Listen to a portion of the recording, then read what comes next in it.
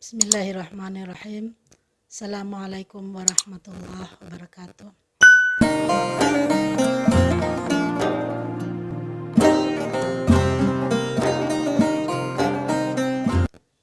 Alhamdulillahirabbil alamin wa bihi nasta'in ala umurid dunya waddin. Wassalatu wassalamu ala asyrafil anbiya'i wal mursalin wa ala alihi wa sahbihi ajma'in. Amma ba'd. Alhamdulillah wa syukurillah wa la haula wa la quwata illa billah. Pada hari ini kita masih sehat walafiat dalam rangka melaksanakan amaliyah Ramadan, dan saya diminta untuk menyampaikan kuliah singkat yang terkait dengan puasa dan identitas kita sebagai manusia. Di dalam Al-Quran saya kira kita sering mendengar, baik di masjid maupun di mana saja ketika berpuasa, adalah ayat yang selalu didengungkan terkait dengan puasa. Surah Al-Baqarah yang berbunyi, A'udzubillahi minasyaitonirrajim, Bismillahirrahmanirrahim. Ya ayyuhalladzina amanu kutiba alaikumusiyam kama kutiba alal ladzina min qablikum la'allakum tattaqun. Ayat ini memberikan penegasan kepada kita umat manusia, khususnya umat Islam, bahwa melaksanakan puasa tidak dalam rangka hanya terbatas formalitas kita sebagai umat Islam, tetapi ada nilai yang terkandung, ada tujuan yang mulia disyariatkannya bulan suci Ramadan atau puasa pada bulan Ramadan. Ayat yang saya bacakan tadi menegaskan bahwa tujuan berpuasa itu adalah dalam rangka meraih cita-cita tertinggi, yakni manusia yang bertakwa. Gelaran atau julukan takwa itu tidak mudah dan tidak semua orang bisa melaksanakannya, kecuali mereka yang betul-betul melaksanakan puasa dengan penuh komitmen.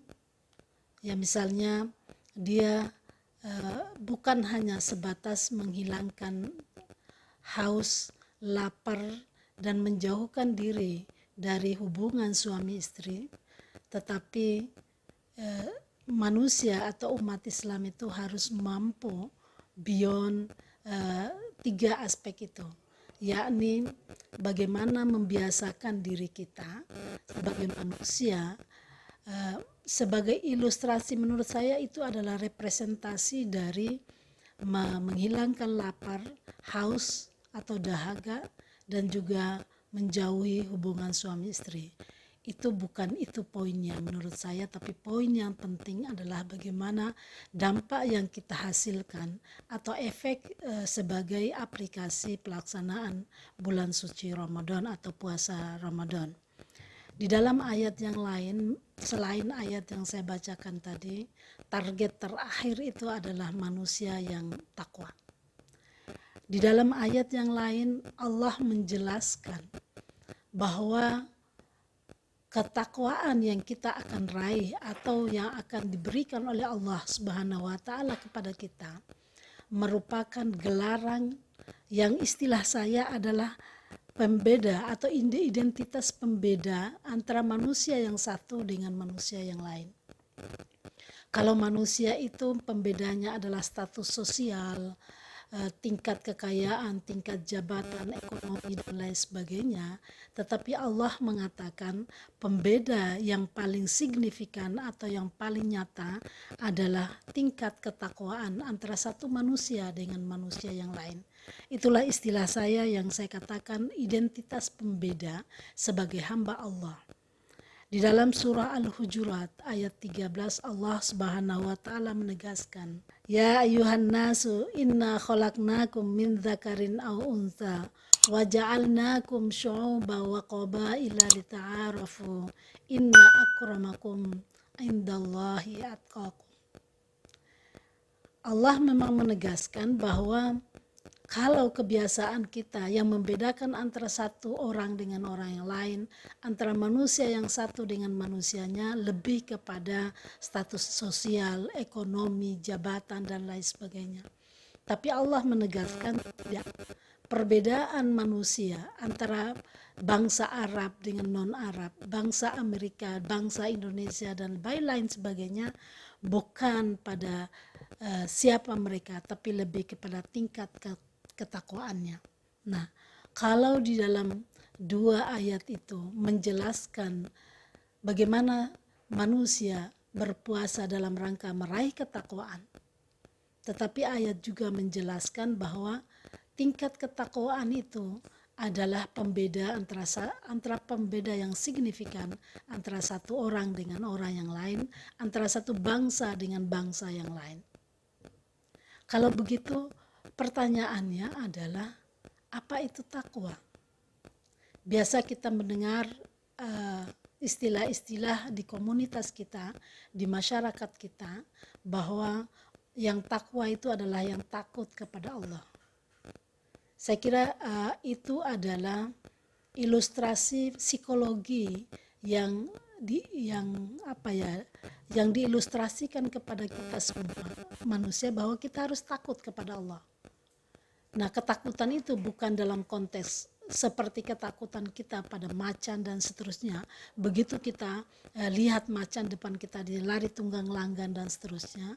Tapi ini lebih pada ketakutan dalam rangka komitmen, ketaatan kita kepada Allah Subhanahu wa Ta'ala di mana saja dan kapan saja.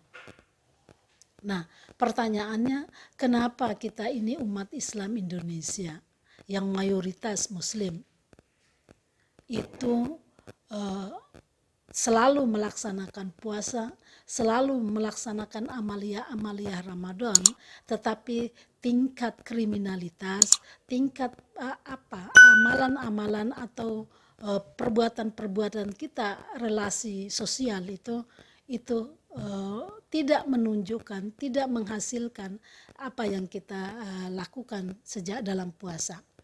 Contoh kecil misalnya di masyarakat kita adalah, khususnya di Indonesia, ya sekalipun tidak semua orang koruptor itu adalah Muslim, tetapi ada banyak juga yang koruptor itu adalah Muslim. Kenapa bisa? Dalam catatan ICW, bahwa korupsi di Indonesia itu pada semester 1 tahun 2021 ada 209 kasus.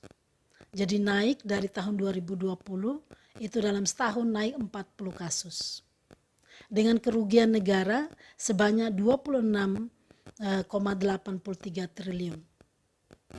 Itu di ruang-ruang publik. Oke, sekarang di ruang-ruang domestik atau di ruang-ruang keluarga. Apa yang terjadi di dalam kesenjangan atau ketidakharmonisan dalam rumah tangga itu akibat karena kita tidak, umat Islamnya apa yang salah dengan puasa kita? Kenapa tidak berdampak dalam kehidupan tadi di ruang-ruang publik dan juga di ruang-ruang domestik? Kalau saya sudah katakan tadi, korupsi itu naiknya luar biasa, 40 kasus dalam 1 tahun. Selanjutnya, Sofyan Effendi, mantan komisioner KSN, mengatakan pada tahun 2014 sampai 2019 ketika beliau menjadi komisioner, transaksi jual beli jabatan di Indonesia ini mencapai 24 triliun per tahun. Nah ini, oke, itu di ruang publik. Sekarang saya masuk ke ruang domestik. Relasi hubungan suami istri, hubungan orang tua dengan anak atau anak dengan orang tua dan keluarga kecil kita kadang bermasalah. Permasalahannya misalnya terjadi perselingkuhan, ketidakpercayaan suami istri antara satu dengan yang lainnya. Yang kedua adalah ketidakpercayaan antara orang tua terhadap anaknya atau sebaliknya anak terhadap orang tuanya. Kasus narkoba misalnya. Banyak orang tuanya baik-baik kelihatannya, memiliki status sosial yang bagus, tetapi anaknya teridentifikasi bagian dari pemain atau penikmat narkoba. Data hal-hal yang saya kemukakan itu, kira-kira kenapa tidak berkorelasi positif antara puasa yang kita lakukan selama 1 bulan penuh selama setiap tahun, belum lagi ditambah puasa-puasa sunnah dan lain sebagainya, kenapa tidak terlalu berkorelasi positif dalam kehidupan bernegara kita, dalam hubungan sosial kemasyarakatan kita. Padahal kita, Indonesia adalah mayoritas Muslim. Bukankah kita telah melaksanakan tadi?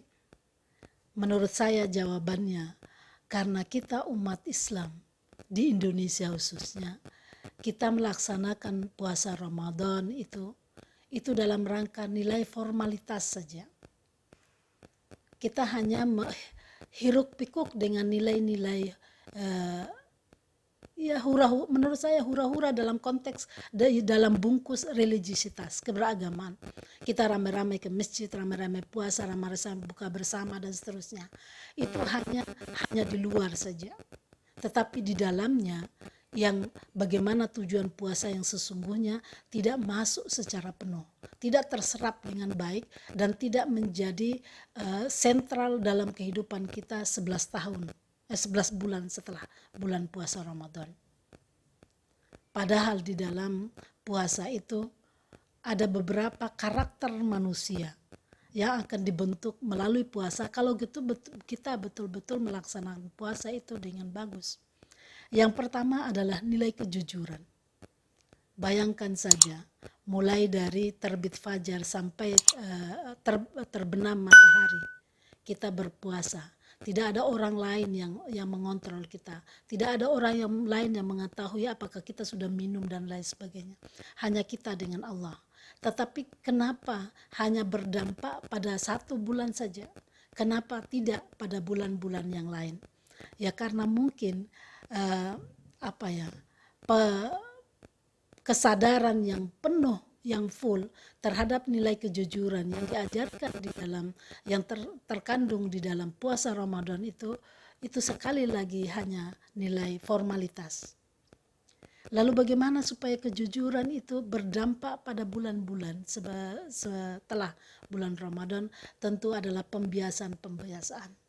Kesadaran bahwa istilah saya remote control yang kita sudah set up pada bulan Ramadan berupa kejujuran itu seharusnya mengontrol terus pada 11 bulan seterusnya. Karena kenapa korupsi terjadi? Kenapa perselingkuhan terjadi? Kenapa tidak ada trust antara suami istri? Tidak saling percaya antara suami istri misalnya, antara anak dengan orang tua. Karena kita tidak melaksanakan kejujuran itu, kita tidak pernah takut dengan diri kita, tidak pernah merasakan bahwa identitas kita sebagai manusia itu adalah terletak pada kejujuran. Seharusnya kita malu, seharusnya kita sirik kalau kita melanggar dari kode etik kejujuran. Dalam sebuah hadis Nabi SAW mengingatkan kepada kita, Bismillahirrahmanirrahim, alaikum bisidq fa inna sidqa yahdi ilal bir wa innal birra yahdi ilal jannah. Wa iyyakum bil kadhib fa innal kadhib yahdi ilal fujur wa innal fujur yahdi ilal nar. Jadi hadis ini sebenarnya sudah sangat kompleks sekali, sudah sangat komprehensif, memberikan warning kepada kita kalau kita jujur. Nabi mengatakan kalau kita jujur, maka kebaikan-kebaikan, manfaat-manfaat dalam kehidupan kita itu akan baik.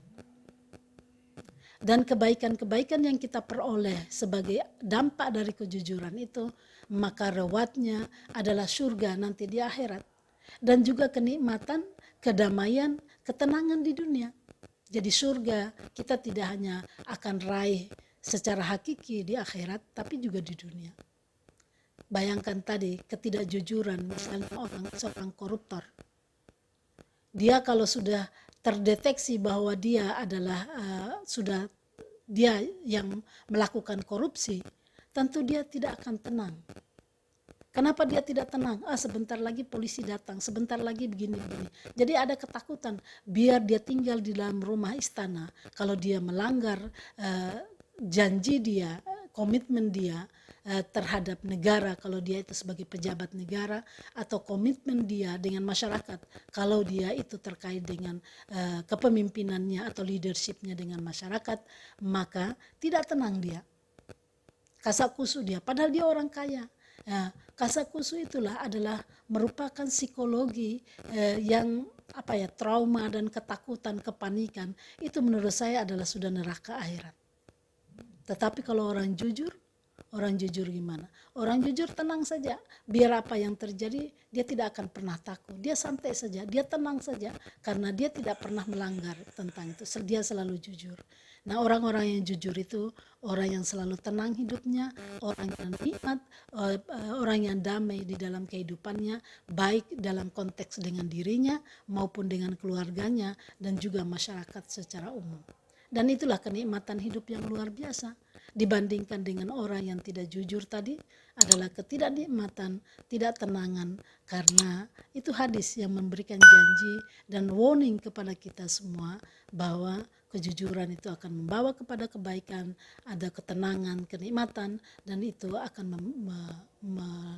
mencapai surga.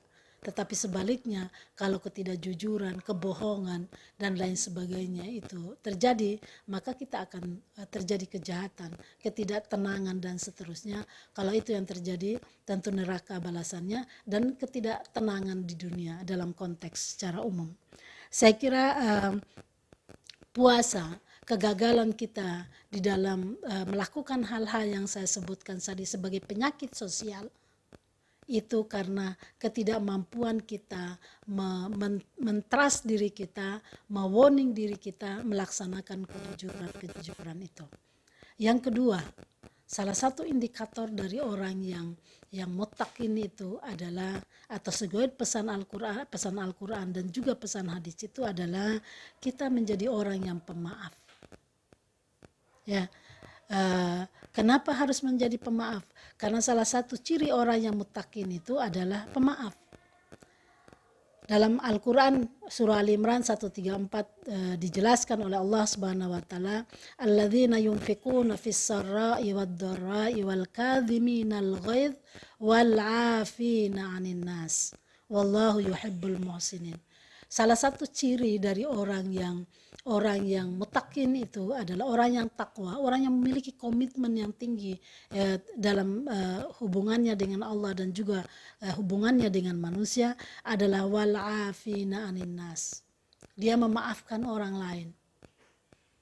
Kita Indonesia, beberapa hari yang lalu ada seseorang, misalnya Adi Parmando yang dihajar di keramaian orang banyak, karena itu emosi kita yang tidak bisa kita tahan.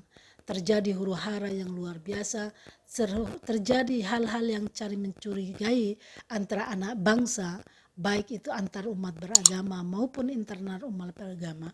Sebenarnya kita tidak mampu mengekspresikan atau mengimplementasikan dari pesan Al-Quran. Ciri orang yang muttaqin yang salah satunya adalah wal afina 'anin nas. Sebesar apapun kesalahan orang kepada kita, kita harus mampu memaafkan. Dan itulah perjuangan mengelola dan memanage jiwa kita sehingga kita menjadi pemaaf. Saya kira itu dua aspek yang menjadi pembelajaran besar selama bulan Ramadan ini. Bagaimana kita melaksanakan puasa menjadi pemicu atau menjadi landasan di dalam menguatkan identitas kemanusiaan kita. Dua aspek saja yang saya garis bawahi pada saat ini adalah bagaimana kita melaksanakan kejujuran sebagai manifestasi dari pelaksanaan ibadah bulan suci Ramadan, dan yang kedua adalah saling memaafkan di antara kita, karena ciri orang muttaqin itu antara lain adalah memaafkan.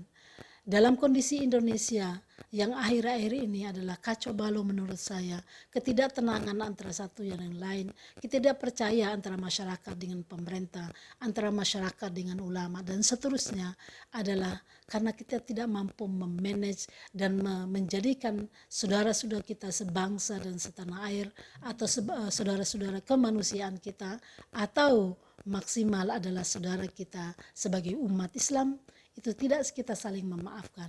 Kalau sudah begitu, maka kita siap untuk dicabi-cabi sebagai bangsa yang kacau balau. Tapi insya Allah, kalau kita saling memaafkan, kalau kita saling mengayomi, kita saling membimbing dan mengarahkan, insya Allah kita akan menjadi baldatun thayyibatun wa rabbun ghafur.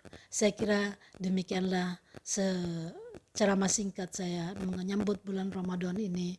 Lebih dan kurangnya mohon dimaafkan. Wabillahi taufik wal hidayah. Wassalamualaikum warahmatullahi wabarakatuh.